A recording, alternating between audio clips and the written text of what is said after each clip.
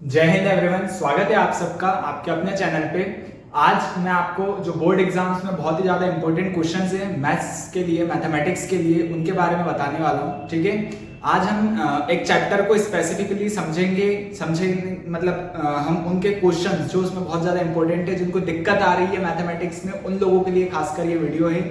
और आप इसको, अगर आपको लगता है कि आपको ये चीज़ें थोड़ी सी आती हैं, तो इसको 1.25 पे आप करके देख सकते हैं। तो सबसे मेन चीज जो स्टार्ट करनी है वो क्या है, चैप्टर 3। ठीक है, मैथमेटिक्स में हम चैप्टर 3 को देखेंगे, जो है हमारा linear pair of equation in two variable. कौन से टू वेरिएबल? बहुत ज्यादा कंसेप्चुअल चीजें नहीं जाएंगी क्योंकि सारे कंसेप्ट आप पढ़ चुके हैं। अभी हम सिर्फ एग्जाम पर्सपेक्टिव से चीजों को देखेंगे और उसी हिसाब से क्वेश्चंस को सॉल्व करेंगे। ठीक है, तो यहाँ पे कुछ इंपॉर्टेंट टॉपिक्स हैं जो कि मैक्सिमम टाइम एग्जाम्स में पूछा जाता है। कौन से एग्जाम्स में? एमपी बोर्ड के जो एग्जाम्स है और बाकी स्टेट बोर्ड, जहां जहां पे एनसीईआरटी फॉलो की जा रही है, उन सब जगह पे, चाहे फिर वो सीबीएसई ही क्यों ना हो, तो वहां पर कुछ इंपॉर्टेंट टॉपिक्स है जिनको मैक्सिमम टाइम फॉलो किया जा रहा है। जिनमें सबसे पहला होता है सब्स्टिट्यूशन मेथड। कौन सा मेथड? Substitution method. इस मेथड से क्वेश्चन बनता ही बनता है, 3 से 4 नंबर का क्वेश्चन इस मेथड से बनेगा।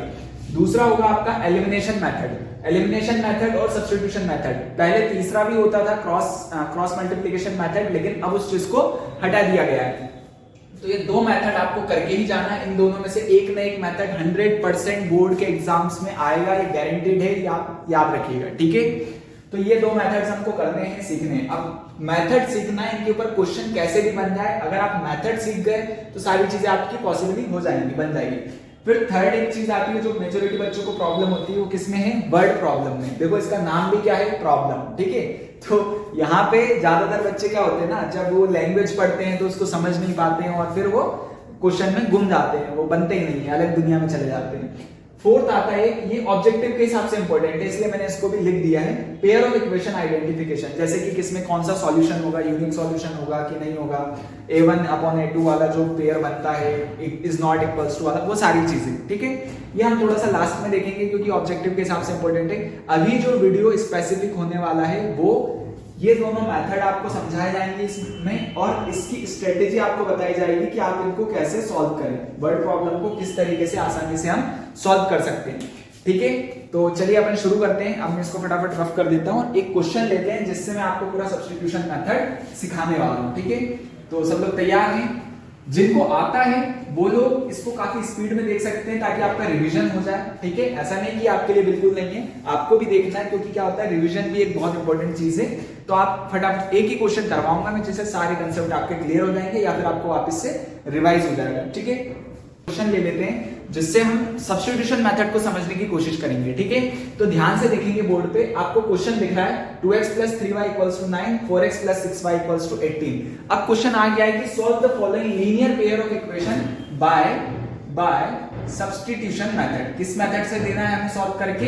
Substitution method. ठीक है, अगर इस तरीके से क्वेश्चन में लिख के आया है तो आप कौन से मेथड को यूज करोगे? सब्स्टिट्यूशन मेथड को। अब ध्यान से सुनना, अगर क्वेश्चन में नहीं लिखा आया है कि सब्स्टिट्यूशन मेथड से सॉल्व करना है या फिर आपको एलिमिनेशन से करना है, ये नहीं लिखा आया है, अगर नहीं लिखा है तो आप किसी भी मेथड से इसको सॉल्व कर सकते हैं, कोई बड़ी बात नहीं है, कोई दिक्कत वाली बात भी नहीं है। ठीक है, तो ये ध्यान रखेंगे अपन। अब चलिए इसको शुरू करते हैं। देखिए ये जो मेथड है ना, ये मैं आपको स्टेप बाय स्टेप याद भी करवा दूंगा कि क्वेश्चन किसी भी तरीके से आ जाए, यहाँ पे नंबर भले ही वो चेंज कर दे, आपको कौन से स्टेप्स फॉलो करनी है वो ध्यान रखना। ठीक है, फटाफट से करते हैं। देखिए मैं स्टेप 1 पहले नाम दे देता हूं, मैं बहुत सारी लैंग्वेज नहीं लिखूंगा, सिर्फ ऐसे स्टेप के नाम दे दूंगा। ठीक है, आप उससे याद रखिएगा। स्टेप 1, सबसे पहले तो हमारे पास क्या है, दो इक्वेशन दी गई है, ये पहली इक्वेशन हो गई है और ये सेकंड इक्वेशन हो गई है। ठीक है, दो लीनियर पेयर ऑफ इक्वेशन है। दूसरी बात, इसमें क्या हो गया, वेरिएबल कितने हैं? दो हैं, एक और दो, एक x और y, 2 वेरिएबल है। तो यहाँ पे हमें समझ में आ गया कि लीनियर पेयर ऑफ इक्वेशन है, 2 वेरिएबल लग रहा है। अब सब्स्टिट्यूशन मेथड की खास बात क्या है? सबसे पहली चीज, हमें यहाँ पे सेलेक्ट, देखो लिख देता हूं, select any equation and find the value of one variable,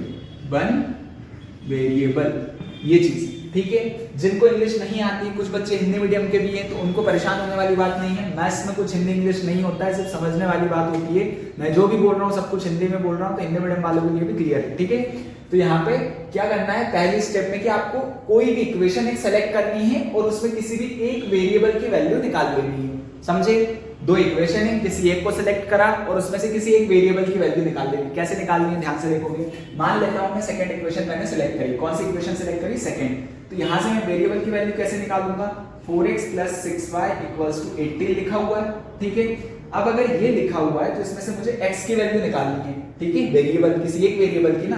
तो क्या हो जाएगा, ये उस साइड चला जाएगा। 4x = 18 - 6y कितना हो गया? 18 - 6y। दूसरा फिर इसके बाद क्या हो जाएगा? x बस इधर रह जाएगा और इधर हो जाएगा 18 - 6y/4। ये बना कि नहीं बना? अब इससे समझ में आ गया कि ये x की वैल्यू निकालनी है। तो ध्यान से समझो, x की वैल्यू निकालने के लिए या किसी भी वेरिएबल की वैल्यू निकालने के लिए उसका कोई भी कोएफिशिएंट नहीं होना चाहिए। उसका कोएफिशिएंट कितना होना चाहिए? 1। तो यहाँ पे आप देख रहे हो तो इसका कोएफिशिएंट कितना है? 1। कोएफिशिएंट क्या होता है सर, हम तो भूल गए। तो यहाँ पे भाई जो भी मल्टीप्लाई है, जैसे मान लो 4x था तो 4x का कोएफिशिएंट है, x का कोएफिशिएंट कितना हो गया? 4। पर यहाँ पे x का कोएफिशिएंट कितना है? कुछ नहीं, तो 1 है। तो इस तरीके से, और इसको आप नाम दे दोगे इक्वेशन 3, ठीक है। प्रॉपर देखते जाइएगा, समझते जाइएगा, हम एक ही बोर्ड पे पूरा क्वेश्चन कर देंगे, ठीक है। कोशिश करेंगे इस चीज की। तो पहली स्टेप हमारी हो गई कि हमने एक वेरिएबल की वैल्यू निकालनी, ठीक है। स्टेप 2 ध्यान से देखेंगे। स्टेप 2, ठीक है, क्या कहती है? Put the value of variable value of x in equation, in opposite equation. ऐसे कर लो, in opposite equation. Opposite equation जो कि कौन सी हो जाएगी? फर्स्ट। क्यों? अभी ये क्या हुआ, ये कह रहा है स्टेप 2 में कि भाई साहब जो x की वैल्यू आपने निकाली है ना, उसको आप अपोजिट इक्वेशन में पुट करें। अपोजिट इक्वेशन मतलब अगर 2 से वैल्यू निकाली है तो फर्स्ट में पुट करें। हमने कौन सी इक्वेशन सिलेक्ट करी थी? सेकंड ना, उससे ये वैल्यू आई थी, तो इसको किस में पुट करेंगे?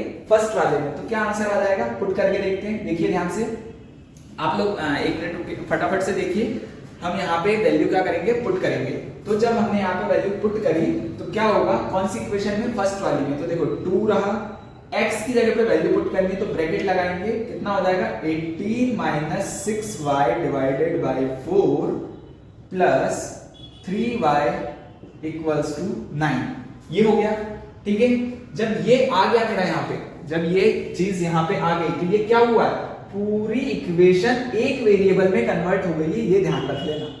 समझ में आया? क्योंकि हमें क्या पता है, एक इक्वेशन में दो वेरिएबल की वैल्यू नहीं निकल सकती है।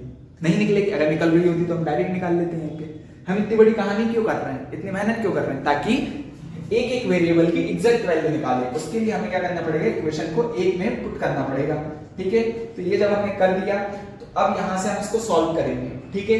जब इसको सॉल्व करोगे आप तो क्या हो जाएगा? ध्यान से देखोगे, ये 2 से 1, 2 2 4। अब जिसकी थोड़ी कैलकुलेशन वीक है वो इसको आराम से देखना, आराम से धीरे धीरे, जहां समझ में नहीं आया फिर से पीछे करके देख लेना, ठीक है। 2 1 2, 2 2 4, क्योंकि मल्टीप्लाई में था तो सिर्फ क्या बच जाएगा? 18 - 6y / 2 प्लस 3y = 9। ये बच गया। अब यहां से हम एलसीएम ले लेंगे। इसके बाद मैं यहां कर रहा हूं, आप लोग ध्यान से देखेंगे, ठीक है। इसको मिटा दूं क्या?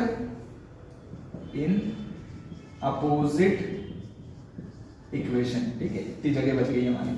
चलो अब मैंने इसको मिटा के यहाँ पे लिख रहा हूँ, ठीक है। इस इक्वेशन को यहाँ सॉल्व करेंगे, एलसीएम लेंगे। इसके नीचे कुछ नहीं है तो 1 है। एलसीएम हमारा आ जाएगा कितना? 2 आ जाएगा। ऊपर कितना आ जाएगा? 18 - 6y, और इधर हो जाएगा 2 3 6। इधर ध्यान से देखो, 2 3 6y, काय का? प्लस का। तो ये बन गया और इक्वल्स टू में चलेगा हमारा 9, ठीक है। यहाँ तक किसी को कोई दिक्कत नहीं। तो जब इसको सॉल्व किया तो ये -6y से +6y कैंसिल हो गया। सिर्फ कितना बच गया? 18। कितना बच गया? 18, ठीक है। 18 / 2 = 9। क्लियर है यहाँ पे? ये हो गया। अब देखो दो चीजें कर सकते हो जो कि दोनों एक ही बात है। अगर 2 से कैंसिल करोगे तो ये 9 सा हो जाएगा, तो 9 = 9 आ जाएगा, पहली चीज। या फिर आप करना चाहें इस 2 को डिवाइड में उधर भेजोगे, इनटू में हो जाएगा, तो 18 = 18। ये दोनों ही चीजें एक ही हैं, ठीक है। लेकिन ध्यान रखने वाली बात क्या है, यहाँ पे देखो आपका वेरिएबल क्या हो गया? एलिमिनेट हो गया। वेरिएबल क्या हो गया? एलिमिनेट। अगर ये तो थोड़ा टिपिकल क्वेश्चन था, एनसीईआरटी के क्वेश्चन में शायद, ठीक है। तो इसमें वेरिएबल की वैल्यू नहीं आई है, लेकिन आप सब्स्टिट्यूशन मेथड समझ गए, ठीक है। यहाँ पे क्या होगा? ये एग्जैक्ट बराबर वैल्यू आ गई है। क्या बराबर वैल्यू आ गई? 9 की 9 के बराबर और 18 की 18 के बराबर वैल्यू आ गई है, ठीक है। तो ये दो स्टेप्स हमने देखी सब्स्टिट्यूशन मेथड में अभी तक के लिए। अब इसके बाद में थर्ड स्टेप आपको बता देता हूं, ठीक है। स्टेप थर्ड क्या होगी, क्योंकि देखो ये क्वेश्चन थोड़ा सा यूनिक था और आपकी बुक का ही क्वेश्चन है इसलिए मैंने इसको बता दिया है, लेकिन थर्ड स्टेप सुन लो। यहां से अगर वेरिएबल की वैल्यू आएगी, यहां से एक वेरिएबल की वैल्यू आएगी, अभी इसको थोड़ा सा रोकते हैं, थोड़ा सा कंफ्यूजिंग हो रहा है, तो एक काम करो, मैं मान लेता हूं, यहाँ पे मान लेता हूं कि x की वैल्यू सॉरी y की वैल्यू कितनी आ रही होगी, 2 आ रही होगी या कुछ भी आ रही होगी, y की कुछ भी वैल्यू आ रही है, ठीक है। आप मेथड समझना, अगर y की कुछ भी वैल्यू आ रही है तो यहाँ पे क्या होगा, स्टेप थर्ड हमें क्या करना है, लास्ट स्टेप इसलिए मैं नया क्वेश्चन नहीं करवा रहा हूँ, इसी में करवा दे रहा हूँ ताकि आपके दो कंसेप्ट क्लियर हो गए कि सब्स्टिट्यूशन मेथड कैसे होता है और कैसे क्वेश्चंस बन सकते हैं, ठीक है। एक एक्सेप्शन वाला क्वेश्चन ही मैं आपको बता चुका हूँ। स्टेप थर्ड में क्या हो जाएगा, put the value of y in equation कौन सी गई, थर्ड, ठीक है, इन इक्वेशन थर्ड। ये लास्ट स्टेप है हमारी, क्या है लास्ट स्टेप, कौन सी हो गई कि put the value of y, यहां से एक y की वैल्यू आएगी क्योंकि y वेरिएबल चल रहा था, यहां तो कैंसिल हो गया, लेकिन जहां कैंसिल नहीं होगा वहां पे क्या आएगी, y की एक वैल्यू आएगी, उस वैल्यू को आप कहां पुट करोगे, x में पुट करोगे, ठीक है। तो क्या हो जाएगा, एक x की भी एग्जैक्ट वैल्यू मिल जाएगी। जब आप यहां पे पुट कर दोगे तो क्या बनेगा, यहां से मान लेते हैं x की वैल्यू कुछ भी आई थी, 80 माइनस 6, y की वैल्यू मान लेते हैं 1 आई होगी, तो फॉर एग्जांपल बता रहा हूं मैं आपको, एक एग्जांपल लेके बता रहा हूं, तो यहां पे y की वैल्यू मैंने 1 पुट कर दी और नीचे कितना चल रहा था 4, तो आप इसको जब सॉल्व करोगे तो x की एक एग्जैक्ट वैल्यू आ जाएगी जो कि कितनी आएगी, 18 में से 6 गया 12, 3 कितनी आएगी, 3 आएगी, ठीक है। सर कैसे लिया है, तो 18 माइनस 6, 18 में से 6 गया, कितना बचा, 12 बचा, 12 डिवाइडेड बाय 4 3 आ जाएगा, ठीक है। अब आप इतनी सारी चीजें पढ़ चुके हो तो आप समझ गए होंगे। तो यहाँ पे 3 स्टेप्स मैंने लिखवाई है जिससे आप पूरा सब्स्टिट्यूशन मेथड सॉल्व कर सकते हो, ठीक है। कंफ्यूज होने वाली बिल्कुल बात नहीं है, आप इस स्टेप्स को फॉलो कीजिए। मैंने स्टार्टिंग में बोला था क्वेश्चन वेरी कर जाएगा, क्वेश्चन कैसा भी आ जाए, नंबर चेंज होके आ जाए, ठीक है, पर आपको करना इसी तरीके से, कौन सी, स्टेप 1, स्टेप 2 और स्टेप 3, ये फॉलो करेंगे तो सब्स्टिट्यूशन मेथड हो जाएगा, ठीक है। तो चलिए, आपको आशा करता हूं सब्स्टिट्यूशन मेथड समझ में आया होगा, और अगर समझ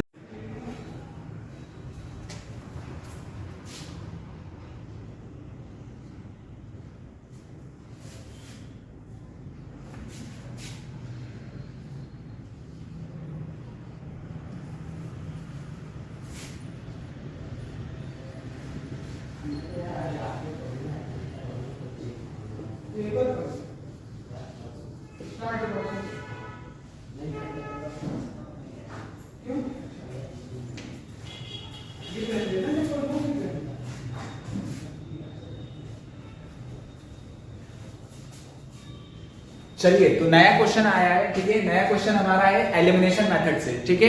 किससे, एलिमिनेशन मेथड से हमें इसको सॉल्व करना है।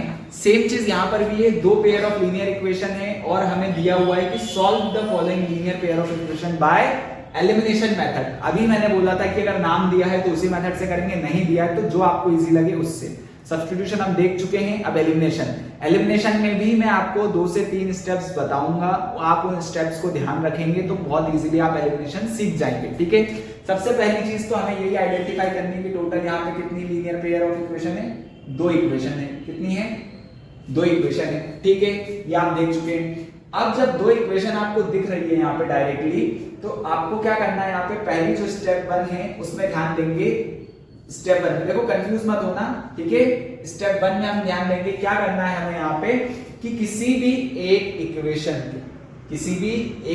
को देखो और उसके वेरिएबल को सेम करो। किसके वेरिएबल को, ध्यान से सुनना, मेरी बात पहले सुन लो फिर अपन करते हैं, ठीक है।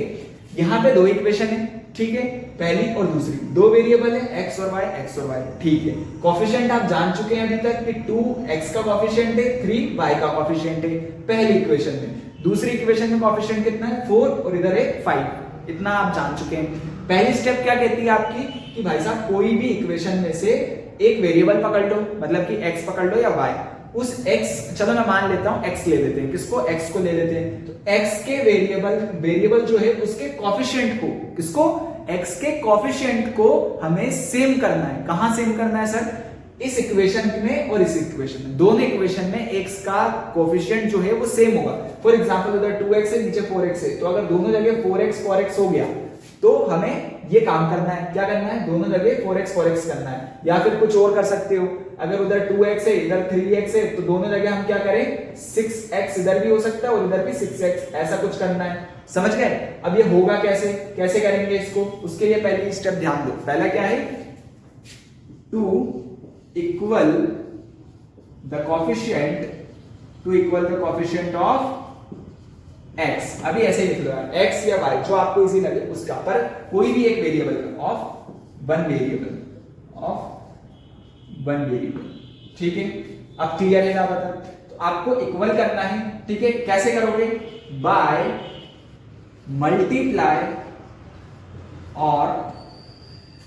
मल्टीप्लाई इन इक्वेशंस, ठीक है।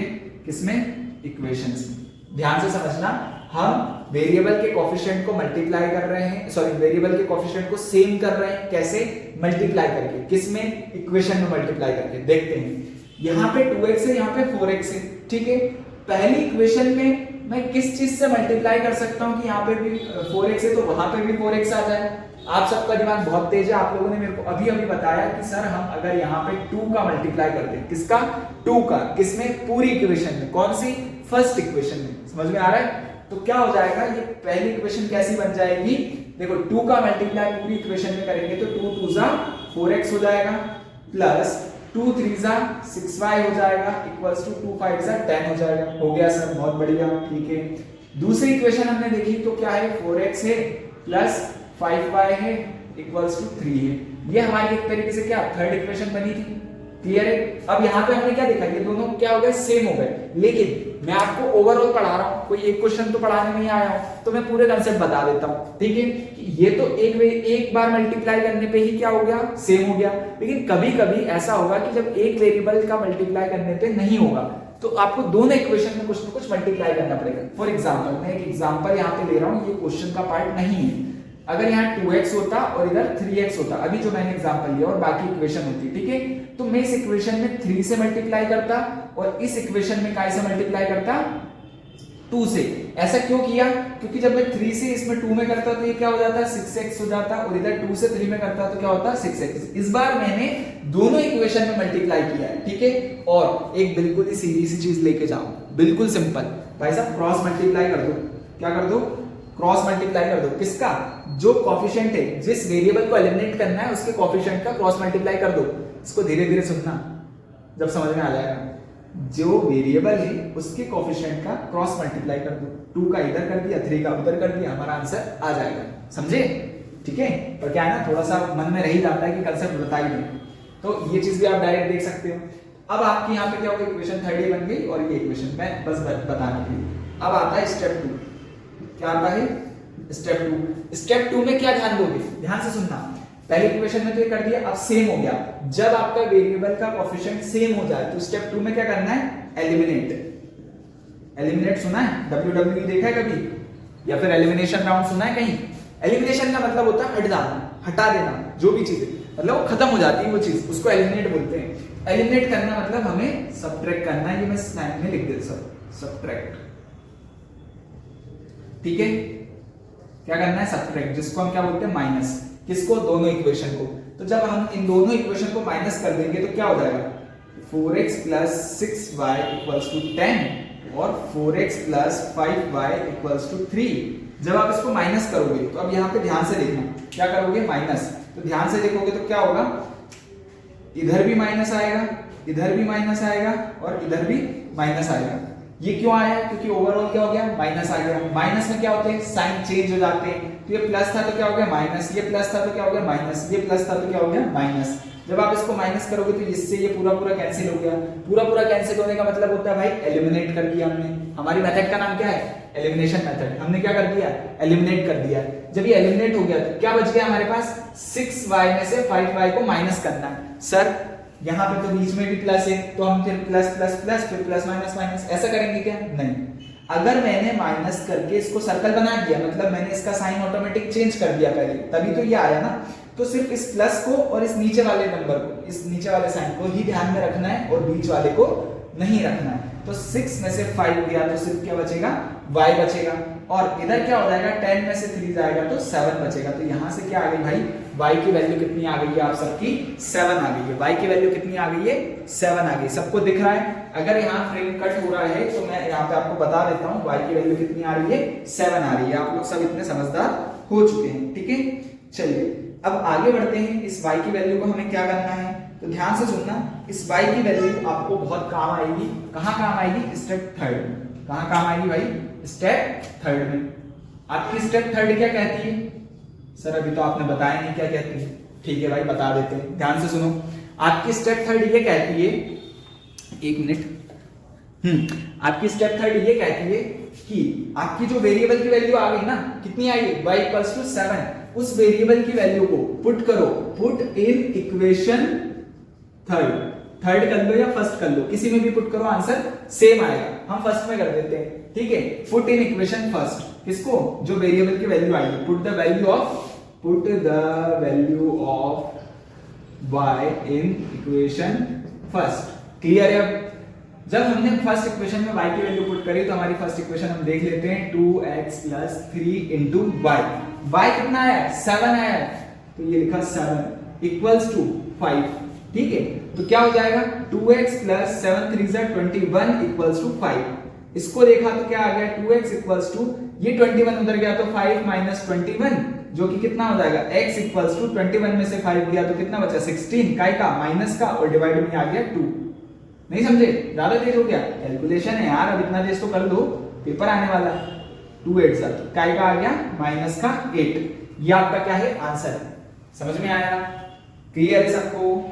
कोई दिक्कत नहीं, कोई परेशानी नहीं, ठीक है। देखो कोई भूत नहीं बोल रहा है, मैं बस चेक कर रहा था कि चीजें आपको दिख रही है कि नहीं दिख रही है नीचे तक, ठीक है। हाँ, तो यहाँ पे एलिमिनेशन मेथड हमारा खत्म होता है। जैसे कि मैंने बताया कि एलिमिनेशन और सब्स्टिट्यूशन दोनों ही मेथड्स में हमें दो वेरिएबल्स की वैल्यू फाइंड करनी होती है। तो हमने दोनों ही मेथड में देखा। पहला जो आपका क्वेश्चन था वो थोड़ा सा यूनिक था, क्योंकि इस तरीके के क्वेश्चन आ सकते हैं, पर उसमें भी क्या होगा, ऐसे ही एक वेरिएबल की वैल्यू आएगी, फिर वो आप दूसरे में पुट करोगे तो ये डिफरेंस क्या है, उसमें आपने किसी भी वेरिएबल को एलिमिनेट नहीं किया था, सब्स्टिट्यूट किया था। सब्स्टिट्यूट का ही मतलब क्या होता है? एक की जगह दूसरे को मतलब रिप्लेस करना एक तरीके से। फुटबॉल खेला है ना, फुटबॉल खेलते टाइम जब होता है ना एक सब्स्टिट्यूट प्लेयर, कबड्डी में होता है, फुटबॉल में होता है, वैसे ही हम एक वैल्यू को सब्स्टिट्यूट करते हैं, मतलब उसकी जगह पुट करते हैं। एलिमिनेशन में क्या करते हैं? एलिमिनेट करते हैं, मतलब हटा देते हैं। सब कुछ स्पोर्ट्स से चल रहा है, समझ रहे हो? नाम जो नाम आए हैं ना, वो सब स्पोर्ट्स से आए एक तरीके से देखा जाए तो इस तरीके से आप x और y की वैल्यू निकाल लेंगे जो हमें क्वेश्चन में बोला गया था, और ये आपका एलिमिनेशन मेथड क्लियर है, ठीक है। स्टेप्स आप ध्यान में रखेंगे तो आपको सारी चीजें क्लियर है, ठीक है। ये 3 स्टेप हमें बोली गई थी। अगर आप ये 2 मेथड कर लेते हैं, मैं गारंटी से लिख के दे रहा हूं, इनमें से बोर्ड में पेपर में क्वेश्चन आएगा, कंफर्म है। कौन सा क्वेश्चन आएगा? एक तो आप यही कर लीजिए, ठीक है। ये वैसे मैंने मन से दिया है, लेकिन एनसीईआरटी में जो एग्जांपल्स हैं वो बहुत इंपॉर्टेंट है। एक वीडियो में बनाऊंगा जिसमें सारी पूरी एनसीईआरटी के सारे इंपॉर्टेंट क्वेश्चंस मैं आपको डिक्टेट करूंगा या फिर बोर्ड पे लिखूंगा, ठीक है। मतलब नंबर्स बस लिखूंगा, नई एनसीईआरटी के हिसाब से। तो तब तक के लिए आप इन सारी दोनों चीजों को देख लीजिए। इस वीडियो में अभी मैं इतना ही रख रहा हूँ। मुझे पता है आगे मैंने और बोला था, लेकिन वीडियो काफी लेंथी हो जाएगा, इसलिए मैं इतना ही रख रहा हूँ। फिर आप नेक्स्ट वीडियो में अपन वर्ड प्रॉब्लम और ऑब्जेक्टिव वाले वो दोनों की अप्रोच में बता दूंगा, जो बहुत ही छोटे से वीडियो में कवर हो जाएगी, ठीक है। तो अगर आपको अच्छा लगा हो दोनों मेथड तो आप लाइक कर सकते हैं वीडियो को, और चैनल को सब्सक्राइब कर दीजिए। ऐसे ही अमेजिंग कंटेंट को आप देख सकते हैं हमारे पूरे चैनल पे, जिसमें हम बहुत सारी क्लासेस के वीडियोस हैं, ठीक है। तो मिलते हैं किसी नेक्स्ट वीडियो में, तब तक के लिए जय हिंद, जय भारत।